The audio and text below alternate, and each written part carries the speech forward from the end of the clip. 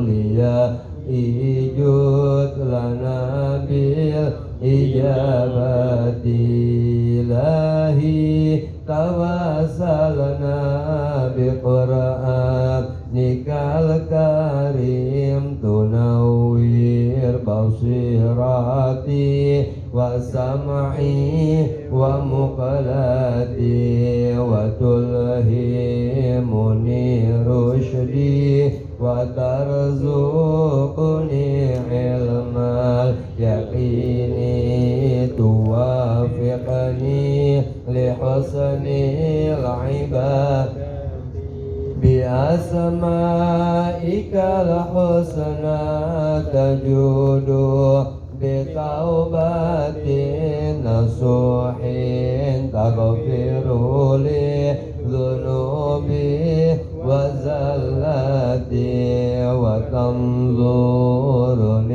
fi kulli halin wa lamhatin tunajji biha liyaumil qiyamati wa bil mustafa rasulika syarahu li sadri tuyassiru li amri wa takashifu kurbati wa bil anbiya'i wal malaikatil kiram tuhaqqiqu bitaqwa wa idraki ghayati bihim wa liyaitul hiquni bihim wa dhurriyati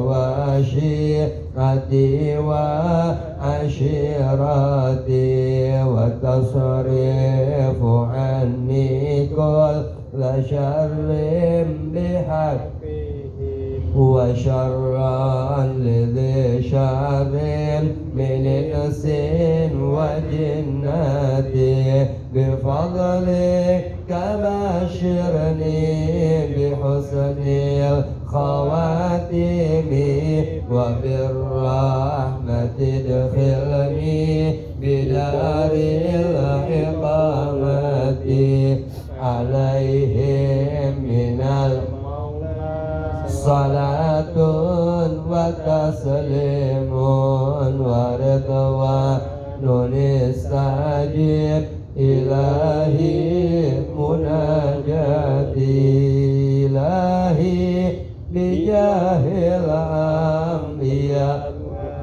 malaika wa bil awliya ijud lana bil ijabati Allahumma salli wa sallim wa barik alaihi wa ala alihi Bismillahirrahmanirrahim. Alhamdulillahirabbil alamin. Allahumma shalli wa sallim ala sayyidina Muhammadin al-fatih lima ughliq wal khatim lima sabaq nasiril haqq bil haqq wal hadi ila siratikal mustaqim wa ala alihi wa sahbihi haqqa qadrihi wa miqdarihi al-azim. Allahumma iftah lana hikmataka wa anshur alaina min khazaini rahmatika ya dzal jalali wal ikram. Allahumma ya man maqalidul umuri kulliha bi yadihi wa ilaihi yarji'ul amru kulluh ya fattah ya alim iftah alaina fathan qariban ya fattah ya alim ya fattah ya alim. Allahumma aghnina bil ilmi wa zayyinna bil hilmi wa akrimna bit taqwa wa jammilna bil afiyah ya arhamar rahimin ya arhamar rahimin ya arhamar rahimin. Rabbi zidna ilman wa yaqinan. Qala Syekhul Muallif rahimahullahu ta'ala wa nafa'ana bihil jami' fid din wa darin. Allahumma amin. Taqabbalallah. Jemaah sekalian yang dirahmati Allah Subhanahu wa taala, ini menyalahi prosedur ya. Biasanya hari Senin, ini kita hari Rabu. Ya, namanya juga ustadz dipanggil nurut aja lah. Ya, mau diganti sono ganti sini, yang penting ngajar gitu ya. Tapi yang penting insyaallah jamaahnya yang hadir bisa memahami daripada apa yang didapatkan di dalam majelis. Apa terakhir pembahasannya tentang apa? Hah? Sunnah-sunnah haji apa? Hah? Sunnah-sunnah haji ya? Nah, sunnah-sunnah haji. Jadi buat orang yang melaksanakan ibadah haji ya, maka pelaksanaan daripada ibadah haji itu ya ada daripada rukunnya, daripada wajib hajinya, dan daripada sunnahnya. Kalau wajib yang ditinggalkan nggak jadi masalah. Ya kenapa? Hajinya tetap sah, tapi dia dikenakan bayar fidyah. Fidyahnya itu biasanya menyembelih seekor kambing. Oh ya, jadi menyembelih seekor kambing itu tebusan buat mereka yang meninggalkan kewajiban di dalam pelaksanaan ibadah haji. Ya seperti apa kewajiban ibadah haji itu? Yaitu dia tidak melaksanakan ihram ya minal miqat, ya daripada miqat. Ya itu namanya dia atau dia nggak nginep di Muzdalifah, atau dia nggak nginep di Mina. Wah, tapi Anda lihat ya beberapa hari ini belakangan ada orang-orang yang memposting jadi yang kirain Anda tuh fasilitas ya yang didapatkan orang yang VVIP atau istimewa itu hanya ketika mereka ada di dekat Masjidil Haram. Artinya di luar daripada pelaksanaan rukun atau ibadah haji. Fasilitas itu wajar didapatkan. Jadi seperti orang selesai dari ihram, selesai dari umrah, selesai dari haji, dia kembali ke hotel, seandainya kata hotelnya pun mewah. Itu seperti orang yang di depan Masjidil Haram kan ada tuh hotel apa namanya itu? Yang tinggi itu di depannya tuh, lupa namanya tuh. Ya pokoknya itu hotel termewah lah, yang jaraknya paling dekat dengan Masjidil Haram. Keluar dari lobi hotel langsung pelataran Masjidil Haram. Ya, jadi lobi hotelnya itu sama istilah kalau kita bilang serambi. Ya, serambi masjid nyatu. Ya, kalau kayak kita punya rumah, ya umpamanya kita di rumah nih, rumah kita keluar dari pintu halaman ya langsung serambi masjid. Oh, berarti kita tanah wakaf tuh dibilangnya tuh. Ya dibilangnya tanah wakaf tinggalnya. Kenapa? Wah, keluar dari rumah langsung serambi masjid. Nah, ini keluar dari hotel langsung pelataran Masjidil Haram. Ya kalau memang mereka habis melaksanakan haji atau habis melaksanakan umroh, mereka mendapatkan fasilitas yang demikian, nggak ada masalah. Ya itulah kehidupan daripada ya rezeki orang ataupun yang mereka punya keistimewaan. Tapi kalau Anda lihat, ternyata di tempat-tempat yang nggak ada hotel itu sebenarnya kalau di luar daripada musim haji itu nggak ada bangunan. Yang namanya di Padang Arafah, di Mina, di Muzdalifah, itu selain daripada pelaksanaan ibadah haji nih, nggak ada bangunan, tanah lapang aja, tanah lapang. Makanya nanti kalau umpamanya itu dikasih kemudahan untuk umroh, dan biasanya jamaah umroh diajak jalan-jalan juga sama travel tuh ke tempat-tempat itu, kita lihat, iya gersang amat. Tapi sekarang enggak. Ya kalau lagi pas musim haji nih, dimewahkan banget. Ya ada tenda yang udah, makanya dibilang di tenda VVIP. Jadi nggak terasa ente kayak di dalam tenda.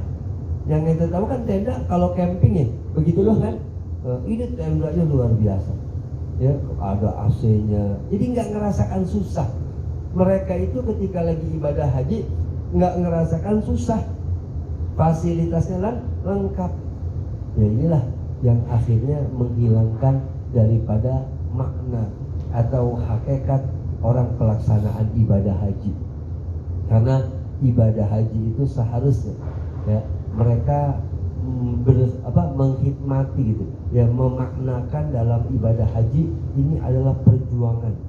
Ya, perjuangan di zamannya Nabi Allah Ibrahim alaihissalam dan perjuangan di zamannya Nabi Muhammad SAW, mereka bisa merasakan langsung di tempatnya. Tapi sekarang udah nggak bisa. Orang sa'i aja sekarang udah enak kok. Ya sa'i itu nggak ada rasa panas, nggak ada rasa kaki terbakar. Ya malah yang ada kaki ente kedinginan bisa. Ya kedinginan, orang lantainya marmer, dingin, AC-nya luar biasa. Itu padahal waktu Siti Hajar, bayangin ya seperti apa panasnya itu. Ya sekarang kan lagi panas luar biasa. Panasnya itu hampir mau 50 derajat. Ya setengah matang. Jadi kalau ente taruh telur ya ayam kampung tuh habis itu bisa dimakan. Ayam kampung matang dia setengah matang. Inilah yang dikatakan bahwasanya di dalam pelaksanaan ibadah haji, tapi nggak ada, selagi tidak merusak daripada rukun, nggak ada masalah. Nah maka sunnah-sunnah haji itu maka dibahas bahwasanya yang semua daripada apa yang selain rukun dan wajib maka itu sunnah. Faman taraka ruknan lam yasihhu hajjuhu. Siapa yang ninggalin satu rukun aja, ya seperti rukun haji itu kan satu ihram, ya ihram. Yang kedua apa? Wukuf di Padang Arafah. Nanti nih wukuf di Padang Arafah, ya tanggal 9 yang orang bakal lagi ribut nih. Orang lagi ribut, dikasih beda ribut, dikasih sama dia ribut, ya. Yang ribut ini orang-orang kagak ngerti. Kalau yang ngerti diem aja, tenang. Kenapa? Karena memang nggak ada urusan antara tanggal 9 Zulhijjah dengan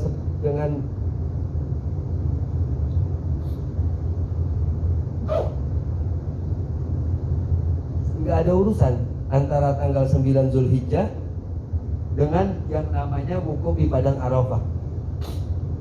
Kenapa? Karena tanggal 9 Zulhijjah itu yaitu nama hari tanggal 9 Zulhijjah namanya Arafah. Kalau padang yang tempat orang ngumpul artinya lahan, ya, kalau istilah kita kan padang, ada tanah lapang yang terbuka. Gurun pasir yang lapang, yang tempat orang berkumpul sebelum ada tanggal 10 Zulhijjah itu namanya Arafat. Ya, Arafat namanya, tempat Arafat. Jadi berbeda antara puasa ya dengan kumpulnya di Padang Arafah. Nah maka ketika orang yang di dalam melaksanakan ibadah haji, mereka wukuf di Padang Arafah tanggal 9 Zulhijjah. Nah yang nggak wukuf di Padang Arafah, dia disunahkan untuk berpuasa. Nah perbedaan waktu wukuf dengan wilayah-wilayah yang memang berbeda jamnya, terlebih kita nih sama Saudi beda berapa jam? Ya sama Mekah tuh kita beda berapa jam? 4 jam. 4 jam perbedaan kita. Ya, jadi maka kita nih sudah sekarang jam 9, mereka ini baru sholat subuh. Mereka baru selesai sholat subuh, kita baru jam 9. Ya mungkin baru azan subuh deh. Baru azan subuh. Kita sudah jam 9. Berarti kan kalau dikatakan hari ini kita lebih dulu ya harinya. Tapi dalam hukum hijriahnya dia bisa lebih dulu. Kenapa? Karena hijriah itu berpatokan dengan bulan. Tanggal 1 hijriah ini ya 1 Zulhijjah, 2 Zulhijjah, 1 Muharram, itu patokannya malam. Patokannya maghrib.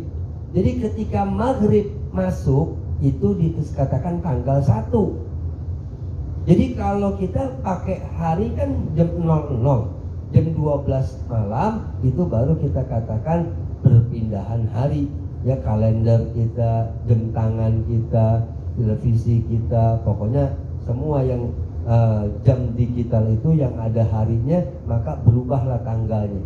Kapan? Jam 00. Ya jam 00 lewat 01 berubah itu tanggalnya.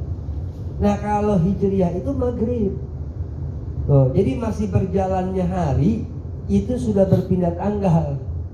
Jadi tanggal 1, tanggal 2, tanggal 3. Jadi enggak ada korelasinya antara tanggal 9 Zulhijjah dengan yang namanya orang wukuf di Padang Arafah.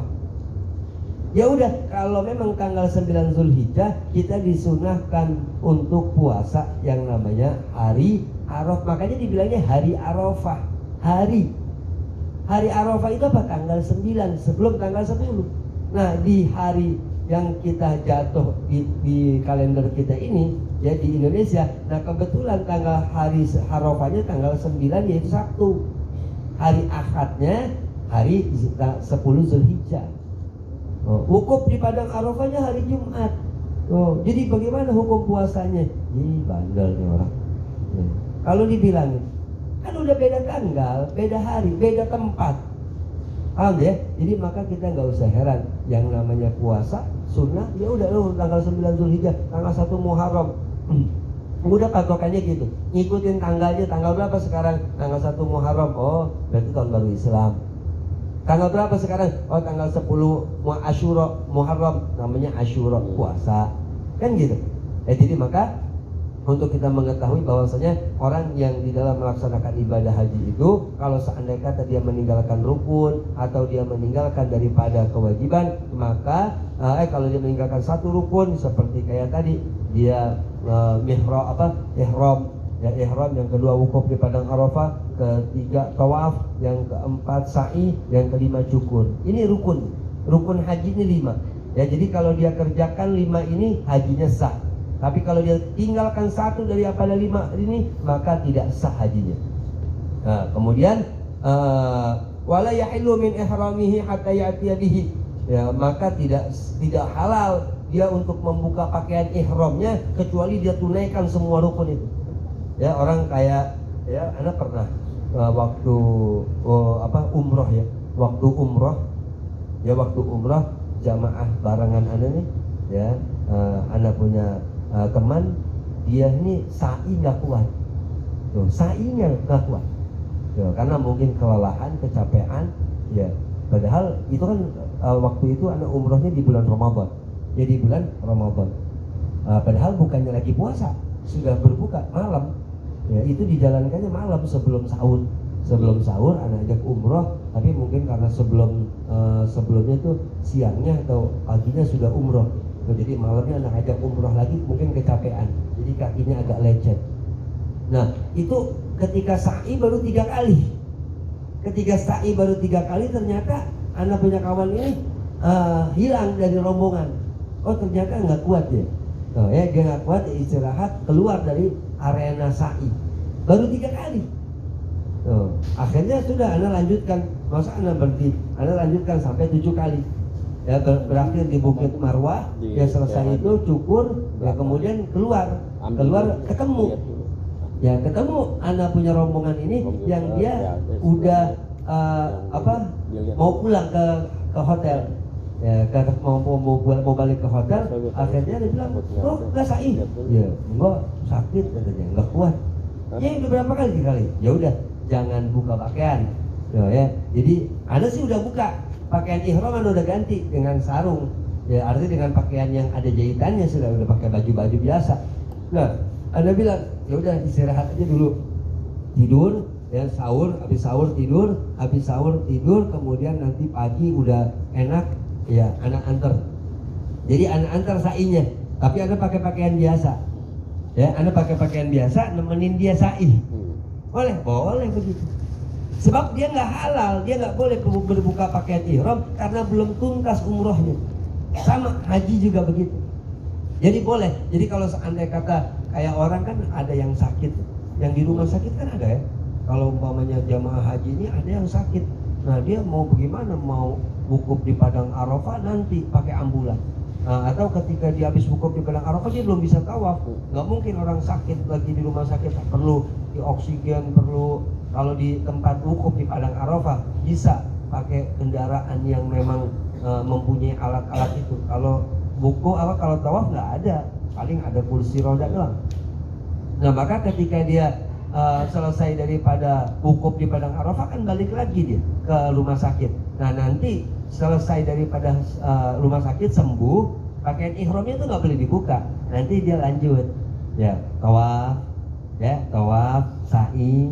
Habis saya cukur, tahallul baru lepas pakaian ihram. Nah begitulah ya yang diajarkan yang diwajibkan di dalam pelaksanaan ibadah haji atau umroh. Nah ini kan orang mesti ngerti. Kayak kita nih walaupun mesti ya belum tentu haji atau belum tentu umroh, tapi kita tahu hukumnya. Oh orang kalau haji, kalau umroh, kalau udah berpakaian ihram, ya berpakaian ihram itu yang 2 helai kalau laki-laki, kalau perempuan ya berpakaian dengan seperti mukena, yang dia harus membuka cadarnya dan membuka sarung tangannya. Nah, itu adalah ketika dia sudah melaksanakan daripada ihram haji atau ihram umroh. Nah kemudian wasalah min arkani la tafutuhu madam hayat. Nah 3 daripada rukun nih tidak akan lepas, tidak akan hilang daripada dirinya itu selama dia masih hidup. Wahya atau tawaf, sa'i dan cukur. Ini 3 tuh. Jadi selagi dia masih hidup ditunggu. Walaupun sebulan kemudian setelah orang udah pada pulang haji dia masih di rumah sakit. Ya karena dia sakit, ya dia perlu perawatan, akhirnya 1 bulan dia di rumah sakit Mekah umpamanya. Udah nggak apa-apa.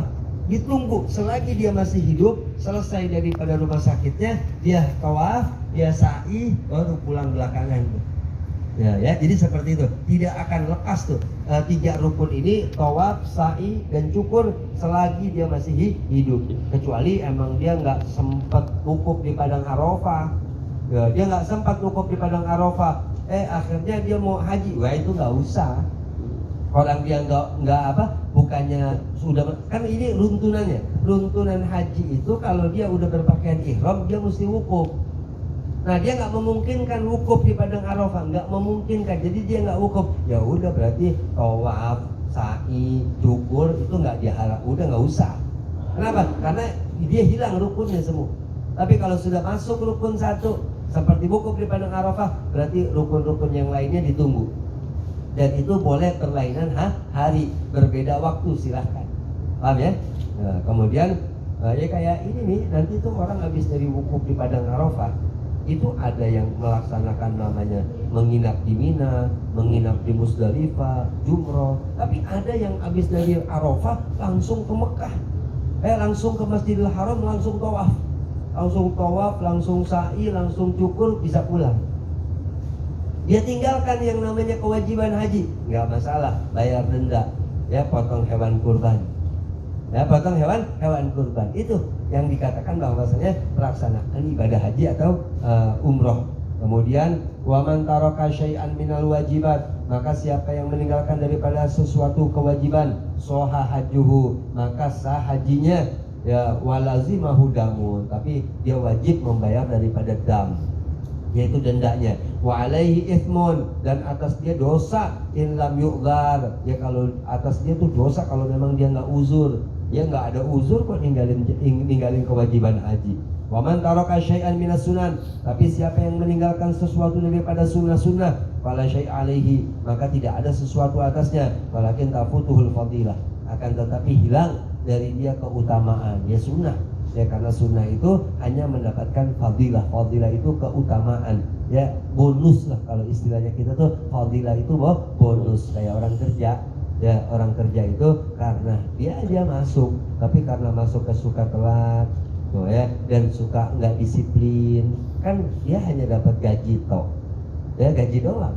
Tapi karena dia masuknya sebelum absen, ya sebelum jam absen udah datang, disiplin, patuh sama aturan, apa dapatnya akhirnya? Dia dapat bonus, ya bonus kerajinan. Nah begitu juga orang dalam ibadah. Ya kalau ibadah hanya menunaikan yang wajib, ya itu hanya sekedar sholat. Tapi kalau sholatnya ente menggunakan daripada kesunah-sunahan ya dalam pelaksanaan sholatnya, maka ente mendapatkan fadilah. Begitu juga haji, ya begitu juga umroh. Kalau dia mengerjakan daripada sunnah, dia mendapatkan fadilah. Wa yahrumu satru ra'si rajul wa wajhil mar'ah, haram menutup kepala buat orang laki-laki ketika dia melaksanakan ihram, dan wajah dia seorang perempuan yang al-muhrimaini, au ba'dihima, yaitu yang sedang melaksanakan ihram maupun sebagiannya. Jadi pakai masker pun nggak boleh sebenarnya gitu. Tapi karena kemarin ya kayak orang sholat, itu dia orang ihram aja, ya orang ihram itu nggak boleh yang namanya perempuan pakai cadarnya tetap nggak boleh. Cadarnya dibuka. Di sini dikatakan haram menutup wajah, menutup kepala. Ya kepala ini nggak boleh pakai peci, nggak boleh pakai kopi, nggak boleh pakai sorban ditaruh di sedia kepala, nggak boleh, haram buat orang laki-laki. Dan untuk perempuan itu wajahnya tidak boleh ditutup atau sebagiannya. Jadi kan kalau sebagian berarti masker kan sebagian kan, sebagian menutupin dari mulut sampai hidung. Itu nggak boleh orang yang sedang ihram. Nah begitu juga makanya sholat. Ya makanya kemarin ada banyak perdebatan kan. Ya ada yang melarang, nggak boleh kalau lagi sholat tuh pakai masker. Tapi ada yang memang ketakutan, ya terlalu yakin dengan apa yang namanya penyakit, tapi dia nggak yakin dengan apa yang ada pada Allah Subhanahu wa Ta'ala. Itulah manusia. Ya dia percaya kalau sama Allah, soalnya percaya doang. Tapi kalau yang namanya berita sama yang namanya dunia, kayaknya yakin banget. Itu dia, makanya sampai dia berpendapat lu nggak punya duit mati, ya mati nggak punya duit. Lo nggak punya duit, nggak punya kerjaan, wah lo nggak bisa hidup. Padahal yang namanya orang itu di dalam kehidupannya, wa ma min dabatin fil ardi illa 'alallahi rizquha. Ya, maka apa yang menjadi melata di muka bumi ini daripada hewan-hewan maupun manusia, itu rezekinya ada pada Allah. Allah yang tanggung, bukannya duit. Duit itu bukan rezeki. Dan duit itu bukan rezeki. Rezeki itu apa yang bisa kita makan. Ya, ini rezeki itu yang bisa masuk ke dalam tubuh kita, yang bisa menjadikan kita hidup. Itulah yang namanya rezeki. Tapi kalau yang namanya uang, itu namanya apa yang kita kumpulkan, terkadang nggak menjadikan. Apa coba yang menjadikan kita hidup? Apa kata istilah iklan, hidup, menjadikan hidup lebih hidup ya? Iklan apa tuh, rokok apa kan? Oh ya, menjadikan hidup lebih hidup. Bagaimana ceritanya orang hidup lebih hidup lagi? Nggak ada. Hidup ya udah, ente dikasih hidup selagi kita masih bisa nafas, selagi kita masih bisa beraktivitas, tandanya kita ada rezekinya di situ. Tapi kalau rezekinya sudah nggak ada, udah mati. Walaupun uang banyak, kalau memang uang itu menjadi suatu patokan kehidupan, orang kaya nggak ada yang mati. Oh, tapi kan orang kaya umurnya panjang-panjang. Siapa bilang apakah semuanya panjang umurnya? Banyak orang kaya umurnya pendek. Ya cuma ente nggak tahu juga orang susah tuh banyak yang apa umurnya panjang. Ente datang ke kampung-kampung, ya datang ke desa-desa. Ya mereka orang-orang tua yang umurnya udah 90 tahun lebih, wah susah hidupnya. Ya rumahnya tanah, ya lantainya tanah, ya makan sehari-hari barangkali hanya sekedar singkong. Umurnya panjang. Ya umurnya panjang, jadi bukannya dengan harta. Dia yang rumahnya gedongan, itu juga bertahan karena suntikan. Ya suntikan, impusan. Yang bikin dia jadi kuat. Coba kalau nggak dikasih suntikan, nggak dikasih obat, nggak dikasih impusan, wah letoy dia. Ya, wah dia nggak kalah. Kalau yang ini alami tuh, yang di kampung-kampung tuh alami tuh. Ya jadi maka itulah yang dikatakan bahwasanya ketika kita dalam kehidupan ini kita harus tahu, oh ternyata orang yang ihram. Tapi kemarin kan orang yang ibadah haji, ada ibadah umroh ya kemarin tetap pakai masker. Padahal di sini dikatakan haram menutup bagian kepala atau wajah untuk orang yang ihram ini, ya walaupun hanya sebagiannya. Nah, kemudian wa izalatu zufri wa sya'ri, dan juga haram ketika orang masih berpakaian ihram itu dia potong kuku atau mencabut rambut, gunting rambut, haram kalau dia masih berpakaian ihram. Waduh ni sya'ri ra'si, minyakin rambut kepala, nggak boleh. Ya dia pakai minyak rambut ketika dia dalam keadaan ihram. Walahya, atau juga jenggotnya dipakai minyak, nggak boleh. Wa tatayyubi jamil badan, atau dia pakai pakaian wangi-wangian. Ya dia pakai parfum, dia pakai deodoran, ya namanya deodoran. Ya deodoran, atau dia pakai macam-macam yang menjadikan badannya harum, itu nggak boleh. Bayahrumu akdun nikah, dan juga yang diharamkan untuk orang yang melaksanakan daripada orang ihram ini, yaitu melaksanakan akad nikah. Jadi nggak boleh orang ihram haji atau ihram umroh dia melangsungkan akad nikah. Kalau mau akad nikah nanti tahallul, kalau sudah tahallul baru boleh akad nikah. Ya, tapi kalau dia sedang berpakaian ihram nggak boleh. Ya dia melaksanakan akad nikah. Wal jima, ya termasuk juga yang diharamkan melakukan hubungan suami istri. Ya itu dia, orang yang haji, orang yang ihram yang melaksanakan ihram umroh nggak boleh dia melakukan yang namanya hubungan suami istri. Wa muqaddimatuhu, atau dia bercumbunya nggak jima, cuman bercumbu aja dia dengan istrinya, nggak boleh.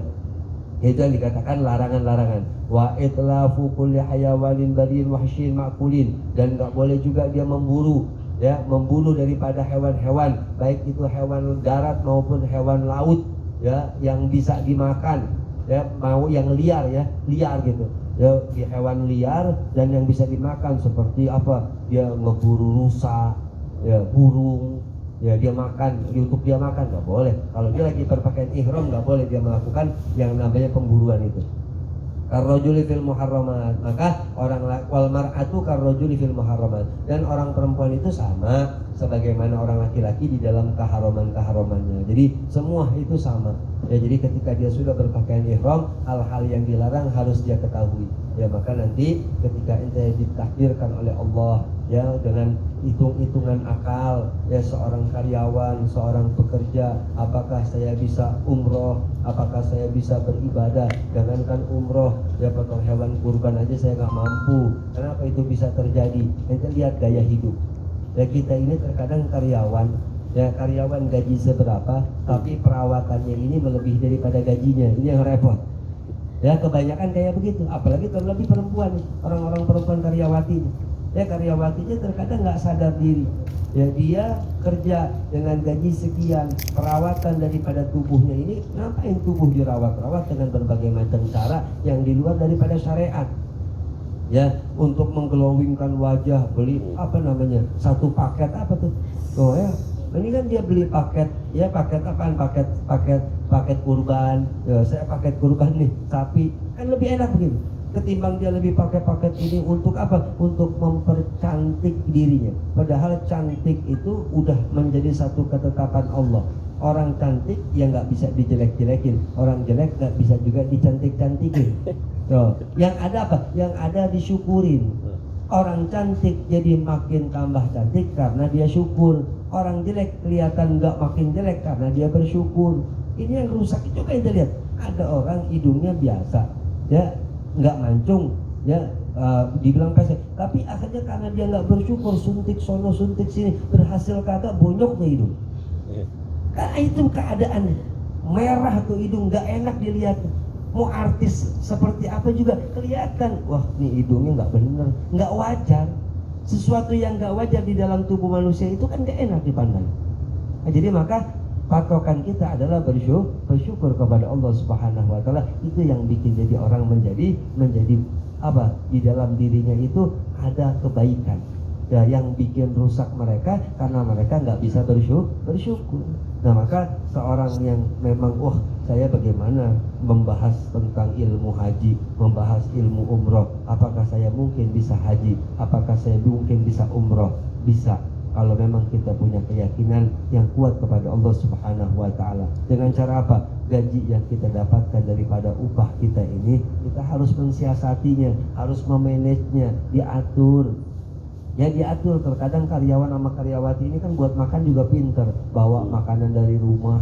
Tuh kan begitu. Ya ompreng apa namanya? Omprengan mau mobil ya.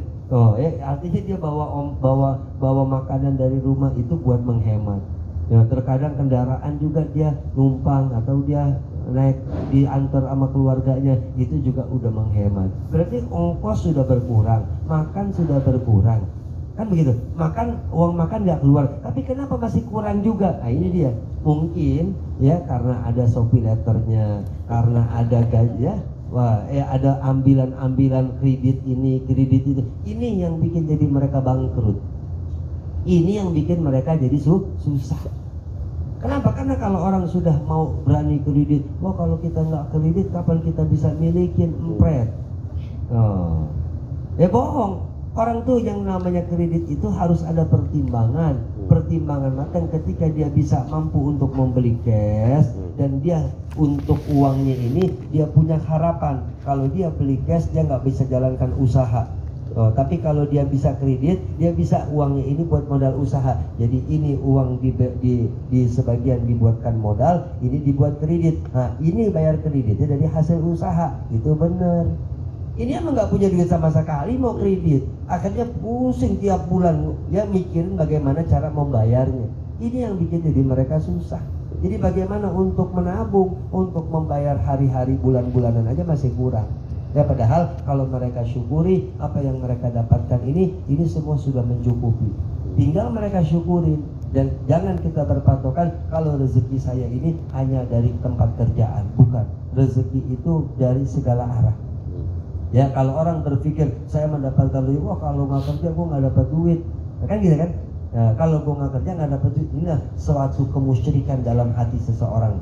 Ya bahwasanya dia hanya yakin kalau tempat kerjaannya lah yang bisa menghasilkan uang itu. yang bisa memberikan daripada apa yang buat dia makan, apa yang buat dia minum. Padahal Allah Maha Kuasa, dia lupa.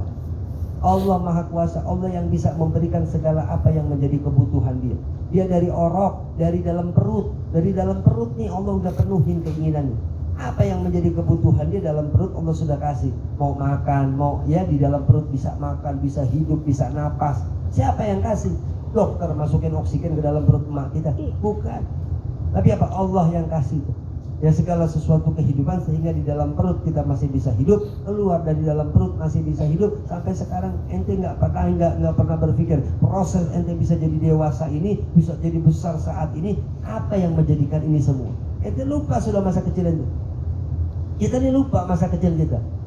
Kenapa? Kita lupa proses ini berjalan begitu luar biasa. Ya makanya kalau dibikin film, dibikin cerita kehidupan ente, wah, ya makanya ente seru kan kalau lagi nonton cerita ya, cerita kehidupan, wah seseorang, wah filmnya cerita, ente rame tuh TV, ya rame bioskop, wah cerita nyata nih, cerita nyata ada dalam hidup lo, pikirin aja. Ya ketika kita merenung daripada kehidupan kita, wah kita akan menikmati kehidupan dan timbul rasa syukur, terharu kita. Kepada siapa terharunya? Kepada Allah. Kalau kita ingat, ya Allah, ya dulu hidup seperti ini, dulu begini, wah begini, saya pernah begini, alhamdulillah, saya masih dikasih hidup sama Allah, wah saya pernah sakit ini, wah saya pernah begini, wah saya pernah begini. Itu perjalanan hidup. Ya maka nggak ada segala sesuatu kehidupan kita yang serba kebetulan, nggak ada. Ini semuanya proses. Ya Allah yang menentukan, Allah yang memberikan, tinggal kita mau bersyukur atau tidak. Ya jadi maka apa yang kita dapatkan daripada ilmu ini, wah ini pun sebagai satu ketentuan. Oh saya dapatkan ilmu keterangan haji, saya mendapatkan ilmu keterangan umroh. Wah mudah-mudahan Allah kasih kesempatan saya untuk haji, mudah-mudahan Allah kasih kesempatan saya untuk umroh. Begitu harusnya. Kenapa? Karena Anda pun dulu begitu. Ya, Anda dulu pernah waktu bisa berangkat umroh, ketika belajar, wah ngajarin orang haji, ngajarin umroh, masa nggak pernah lihat Ka'bah, nggak pernah, kan begitu.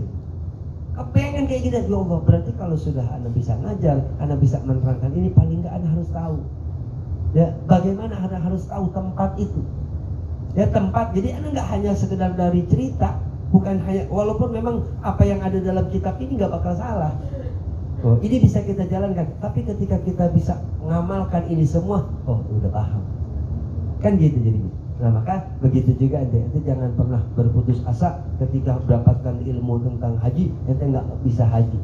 Ketika dapatkan ilmu umroh, ente nggak bisa umroh. Bisa insya Allah. Tapi dengan apa? Dengan hati kita yang kuat kepada Allah Subhanahu wa Ta'ala. Bisa dengar ya? Nah, maka itulah daripada pembahasan yang kita dapatkan daripada kesempatan ini, yang insya Allah mudah-mudahan Allah jadikan ilmu yang bermanfaat. Amin. Ya Rabbal Alamin. Sebelum ditutup, ada yang mau bertanya? Ada pertanyaan?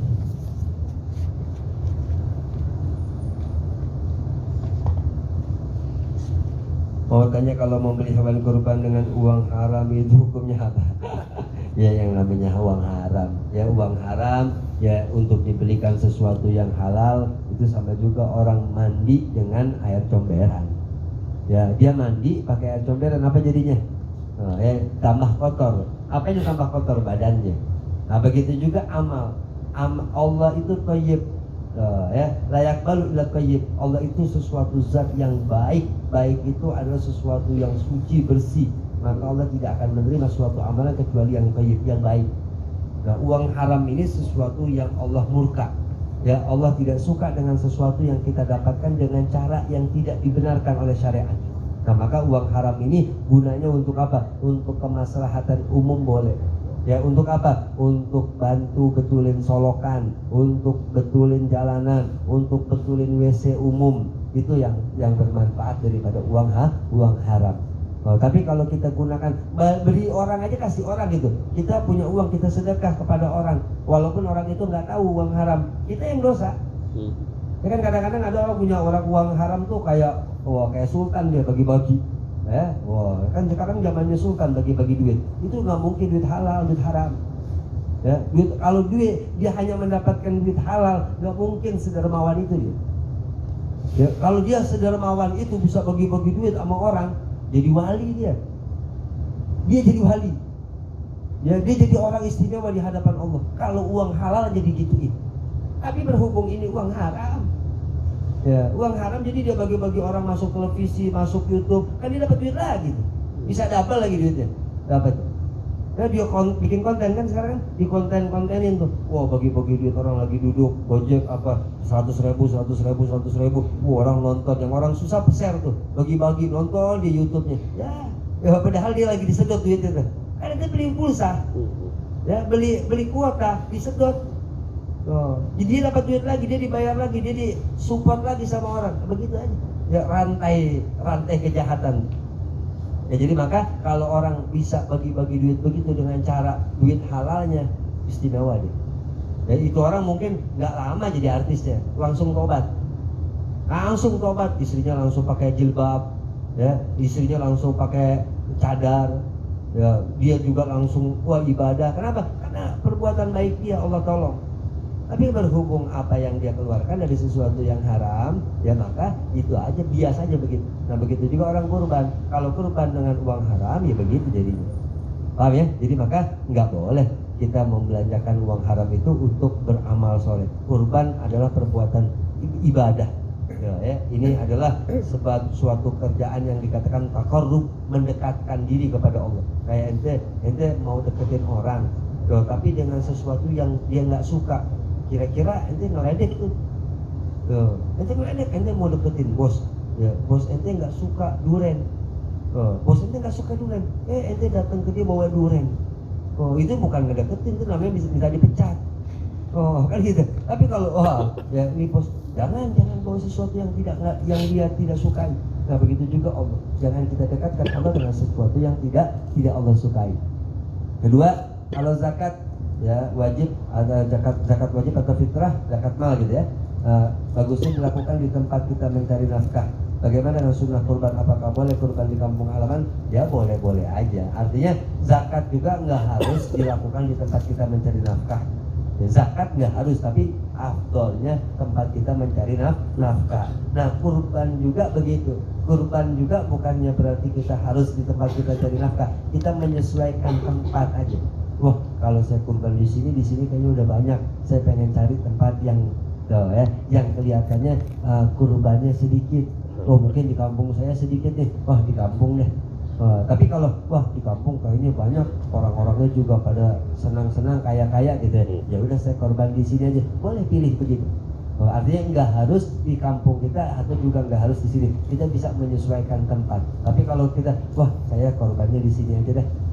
Saya niat sunnah kurbannya di tempat saya mencari nafkah, itu lebih baik. Begitu aja. Kemudian yang ketiga, kalau anak-anak patungan membeli hewan kurban, terus hewan kurbannya di atas nama orang tua gimana? Ya kalau anak-anak patungan, orang tuanya masih hidup apa udah meninggal? Kalau orang tuanya masih hidup, bagus. Ya itu namanya anak-anak yang soleh dan soleha. Tapi kalau orang tuanya udah meninggal, anak-anak durhaka. Tuh, kenapa? Orang mak lu mati, bapak lu mati, lo korbanin. Waktu hidup lu kurang ajarin. Jangan begitu dong. Jadi makanya bagaimana? Makanya korban itu untuk orang yang hidup. Ya, korban yang hidup atas nama saya, atas nama kakak saya, atas nama anak saya, atas nama adik saya, sebutkan nama hidupnya. Kemudian ya Allah, saya hadiahkan pahala kurban sunnah ini untuk almarhum orang tua saya, fulan bin fulan, fulan bin fulan. Gitu. Nah, jadi pahalanya bukan kurbannya. Kurban ini adalah sembelihan atas nama orang yang hidup, ibadah. Menyembelih hewan kurban itu adalah ibadah dan itu ditujukan untuk orang yang masih napas. Orang yang mati nggak ada ibadah, kan in koto amaluhu. Nabi katakan apa? Terputus amalnya kecuali 3 yang bisa nyampe kepada dia. Apa yang bisa nyampe? Sedekahun jariyah, sedekah jariyahnya. Ya, kedua apa? Ilmu yang tafa'ubihi, ilmu yang bermanfaat. Yang ketiga waladun soleh, anak yang soleh. Nah anak yang kurban ini anak yang soleh. Ya dia kurban atas nama dirinya. Ya Allah saya kurban. Ya Allahumma hadza minka wa ilaika fataqabbal minni. Kan gitu kan kalau kita niatin hewan kurban itu Allahumma hadza minka. Tuh kita ngaku jujur sama Allah. Allahumma hadza minka. Ya Allah ini darimu. Ini darimu, bukan dari hasil konten. Ini bukan dari hasil ya sumbangan. Allahumma hadza minka. Ya Allah ini darimu. Ya Hadza minka wa ilaika, dan ini kembali kepadamu ya Allah. Ini kembali aku sembelih dengan namamu. Ya, wa ilaika fataqabbal minni, maka terimalah ya Allah dariku ini. Ya fataqabbal minni waj'al sawabah, kan gitu kan. Jadikanlah ya Allah pahalanya untuk fulan bin fulan, fulanah bin fulan. Boleh. Oh ya, mau berapa 5 orang Fatihah juga nggak masalah. Yang penting yang kurbannya orang yang hidup. Jadi maka kalau ditanya anak-anak patungan boleh. Ya patungan satu rumah, jangan sampai nggak ada yang kurban. Ya kita, wah semua anak 5-5-nya kerja. Ya di rumahnya cuma ngarepin kupon 5, goblok tuh. Oh ya, panitia ngasih goblok. Lu 5-5-nya kerja. Ya 5-5-nya kerja, gaji lu kemana? Patungan sini. Patungan 500, 200, 400 kan begitu. Wah 3 juta beli kambing satu, bawa ke rumah potong. Kalau di rumah repot, kalau nggak ada yang pesiangin, taruh di musola, nitip. Nih uang korbannya, uang potongnya 100.000, kasih panitia. Oh, ntar saya minta bagiannya sebagian apa sepertiganya. Itu aja ngomong. Sepertiga, dapat paha 1, paha belakang, ya, atau paha belakang 2 boleh bawa pulang ke rumah. Oh, buat nyate di rumah, itu dia. Jadi nggak ngarepin kupon, nggak ngantri kupon. Ya, ini yang harus dijalankan. Kenapa? Karena ini adalah bagian daripada sunnah. Nah, kemudian yang keempat, apa saja najis yang ada dalam diri kita? Apa? Najis nanya nih. Apa saja najis yang ada di dalam diri kita? Banyak najis tuh yang keluar dari dubur, dari kubul, ya termasuk daripada darah yang ada dalam diri kita. Kalau keluar pun jadi najis. Ya kalau najis yang dikatakan dalam sesuatu fikih, ilmu fikih. Nah, tapi najis di dalam ilmu tasawuf lain lagi najis. Nah, jadi najis dalam ilmu fikih yaitu air kencing, madhi, wadi, ya kemudian kotoran ya yang dari dubur, ya apa tinja itu aja najis. Kalau reak, liur, tai mata namanya, belek ya, belek, tai kuping, itu nggak najis, cuman kotor doang.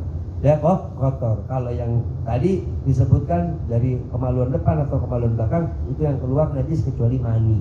Ya kalau mani enggak najis gitu ya. Wallahu a'lam bissawab. Rabbana anfa'na bima 'allamtana, rabbi 'allimna alladhi yanfa'una, rabbi faqihna wa faqih ahlana wa qarabatin lana fi dinina mahal qudri unsa wa zakar, rabbi wafiqna wa fiqhum lima yartadi qawlan wa fi'lan karama warzuqna kulla halalan daima wa akhira atiya ulama nahza bil khair wa nuqfa kulla syar, rabbana aslih lana kulla syu'an wa aghfir ridha minkal uyun wa qdi anna rabbana kulla duyun qabla an ta'tiyana rusulul manun wa ghafir sir anta akramu masatar wa salatullahi ka kashal mustafa manilal haqida ana wal wafa bi kitabin fihi linasy syifa wa alal alil kiramish syurafa wa ala sahbil masabihil ghurar. Allahumma hdina bihudak waj'alna mimman yusari'u fi ridhak wa la tuwallina waliyan siwak wa la taj'alna mimman khalafa amraka wa asak wa hasbunallahu wa ni'mal wakil wa la hawla wa la quwwata illa billahil aliyyil azim. Da'wahum fiha subhanakallahumma wa tahiyatum fiha salam wa akhiru da'wahum alhamdulillahi rabbil alamin. Alhamdulillah ala ni'amillah, alhamdulillah ala barakatillah, alhamdulillah hamdan yuafi ni'amahu wa yukafi mazidah, walhamdulillahi rabbil alamin. Ya Rasulullah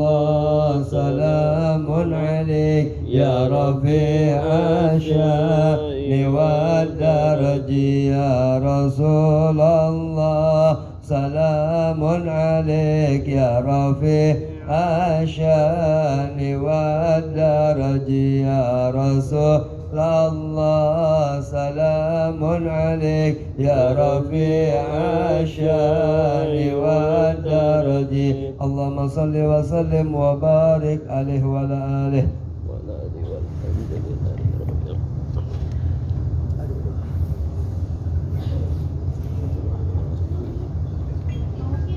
Ya. Ya. Bayar Pak.